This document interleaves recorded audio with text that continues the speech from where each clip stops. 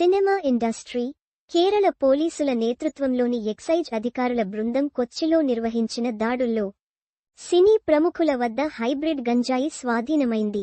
ఈ కేసులో ప్రముఖ మలయాళ చిత్ర దర్శకుడు ఖలీద్ రెహమాన్, అష్రఫ్ హంజా అరెస్టయ్యారు. ఈ ఇద్దరితో పాటు వారి స్నేహితుడు షలీఫ్ మొహమ్మద్ను సైతం అదుపులోకి తీసుకున్నారు.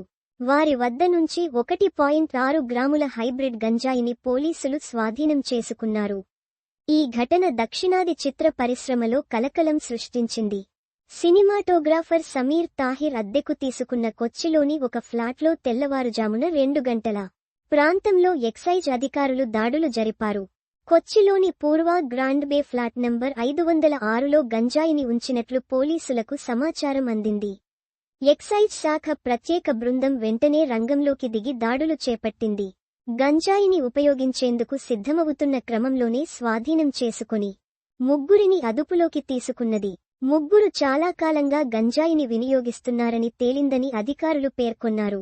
పోలీసులు ఈ ముగ్గురిపై 1985 నాటి narcotic drugs and psychotropic substances (NDPS) చట్టంలోని సెక్షన్ 20(b)(2) అండ్ 29 కింద కేసు నమోదు చేశారు. ఫ్లాట్ యజమాని వివరాలను కూడా సేకరిస్తున్నట్లు అధికారి తెలిపారు.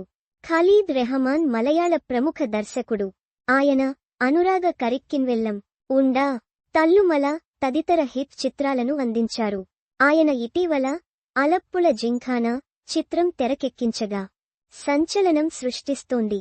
అదే సమయంలో అష్రఫ్ హంజా తమాషా, భీమంటే వాజీ చిత్రాలకు దర్శకత్వం వహించారు. ఇటీవల మలయాళ చిత్ర పరిశ్రమలో మాదకద్రవ్యాలు కలకలం సృష్టిస్తున్నది. గతంలో నటుడు షైన్ టామ్ చాకో సైతం మాదకద్రవ్యాల కేసులో అరెస్టయ్యారు. ఈ కేసులో అరెస్టు కాగా ఆయన బెయిల్పై విడుదలయ్యారు.